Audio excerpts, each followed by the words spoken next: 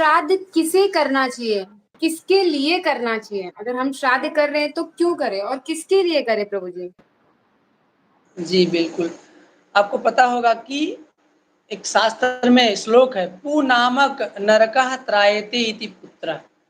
एक पू नाम का नरक होता है जिससे पुत्र ही उद्धार कर सकता है, बाकी कोई नहीं, है ना। इसीलिए पुत्र के लिए लोग, आप देखिए गांव में लड़की 4-5 हो जाए ना, लेकिन कहते हैं एक पुत्र हो जाए तो अच्छा है, एक पुत्र हो जाए। मतलब अगर पुत्री उनको 5-6 भी हो गई तो भी संतुष्टि नहीं होती, एक पुत्र हो जाए तो अच्छा है। क्योंकि पुत्र का ये प्रावधान है कि पू नाम का जो नरक है वहां से पुत्र बाहर निकाल सकता है। तो पहली प्रायोरिटी जो दी गई है श्राद्ध करने की, वो पुत्र को है। पुत्र ही श्राद्ध कर सकता है और पुत्री कभी भी श्राद्ध नहीं कर सकती है ना। तो कहते हैं कि श्राद्ध 2 पीढ़ी तक करना है। जैसे आपने प्रश्न किया ना कि श्राद्ध किसे करना चाहिए और किसके लिए, तो 2 पीढ़ी के लिए।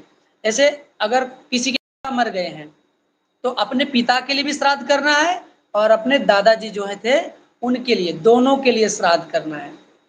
तो पहली जो प्रक्रिया है वो पुत्र के लिए, बड़ा पुत्र, यदि बड़ा पुत्र है तो बड़े पुत्र के लिए बताया गया कि पुत्र ही करेगा।